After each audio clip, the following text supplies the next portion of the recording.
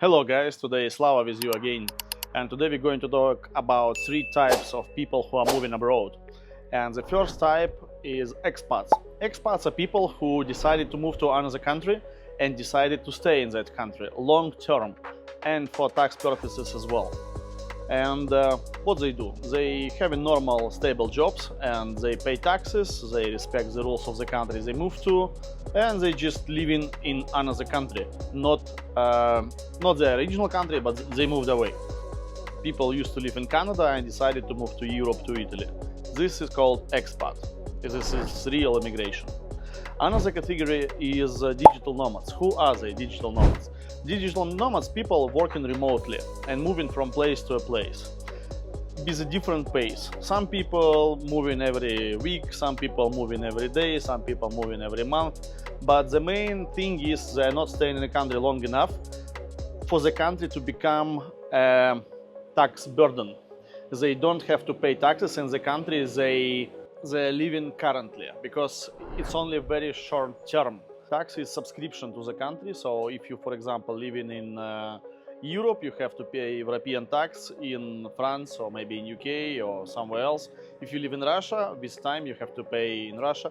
But if you move from country to country, you're still considered a tourist. So we come back to that in next video.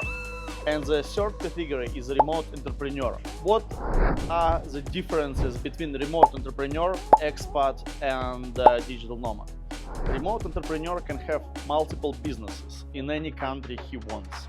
He can have business in Russia and business in UK. He can have business in America and he can have business in Seychelles Islands. He can have business in Nauru and he can have business in China.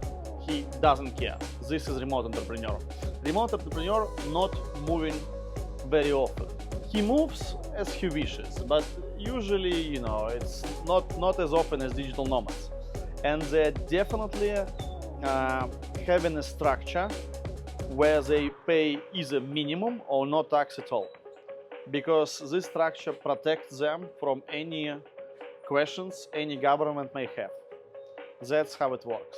So those 3 categories are main people you are going to meet abroad if you're moving from country to country, in Asia, in Europe, in Africa, in Latin America, in USA, anywhere.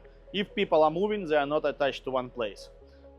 But there are one thing to consider. If you have a passport which has special interest, which means that you are paying taxes based on your passport, then it's a different story.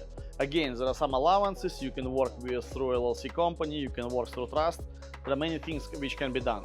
But if you have a passport of the country where the country charges you tax based on the passport, that's a different story, and it would be good to obtain multiple passports and to put them in use. That would be a very good taxation-wise. So anyway, we discussed 3 categories, and please write down which category are you. Are you expat? Are you digital nomad? Are you remote entrepreneur? Or you may be somebody else? You can be anybody, to be honest.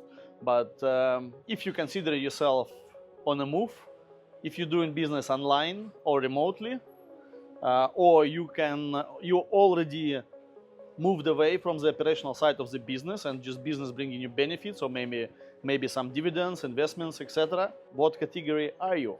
Please write down below and speak soon. See you later.